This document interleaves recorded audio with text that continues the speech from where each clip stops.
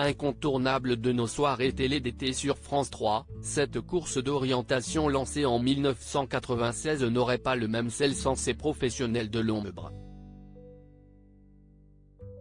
Télé Loisirs vous fait découvrir les différents métiers qui se cachent derrière la carte au trésor.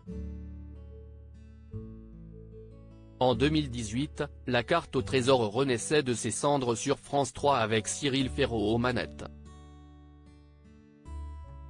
Depuis, le jeu perdure avec le même principe, deux concurrents s'affrontent dans une course d'orientation au cœur d'une région française, pour accéder à un trésor d'une valeur de 5 000 €.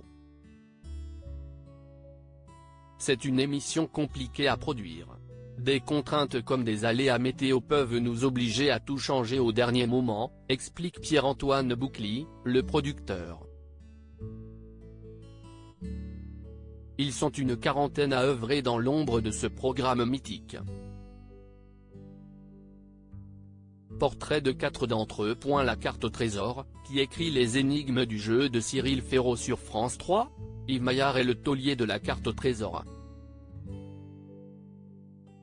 Sa plume affûtée et sa passion pour les jeux lui ont permis d'être choisi pour écrire les énigmes de l'émission pilote présentée par Sylvain Augier.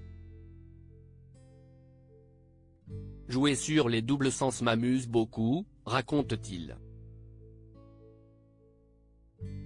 Avant d'être soumises aux candidats, ces phrases mystérieuses sont souvent testées auprès des locaux, s'ils ne les comprennent pas, on les change, même au dernier moment. Les ingrédients d'une bonne énigme ? Une phrase courte qui perd le candidat mais pas trop, et amuse le téléspectateur. Il confie, ça se joue parfois à un mot ou une virgule. C'est un travail d'orfèvre.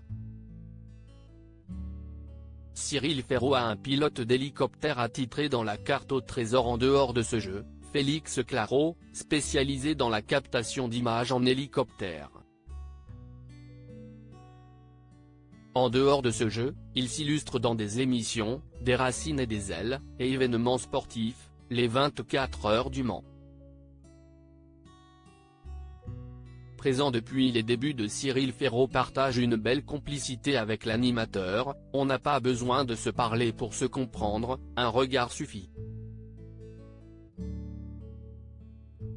À bord, il aide aussi le cadreur, comme j'ai une meilleure visibilité, je peux lui suggérer d'élargir son cadre pour que l'image soit plus belle. La carte au trésor, une nounou veille à ce que les candidats du jeu de France 3 ne trichent pas. Ils m'appellent souvent maman, même ceux plus âgés que moi, explique Marina Mazet à propos des candidats. L'ancienne directrice de casting Attention à la marche, jeu présenté par Jean-Luc Reichmann sur TF1 de 2001 à 2010, est l'interlocutrice privilégiée des participants de leur sélection jusqu'au tournage. Si elle s'assure qu'ils ne trichent pas dès leur arrivée, Marina est surtout là pour prendre soin d'eux lors des moments off. S'ils ont faim, soif ou un bobo, je suis là. Ils reviennent, mes enfants, s'amuse-t-elle. Une fois par an, tous les candidats se retrouvent le temps d'une soirée. Et elle est évidemment de la partie. La cadreuse de la carte au trésor porte une caméra de 12 kg. Rodée aux jeux d'aventure comme Pékin Express, Cécilia Léré est la seule femme à courir aux côtés des candidats avec une caméra de 12 kg sur l'épaule. Véritable coéquipière, elle doit être multicasquette. Coach déjà. Il faut les rassurer non-stop. S'ils ont perdu une énigme, ils peuvent se décourager, explique-t-elle.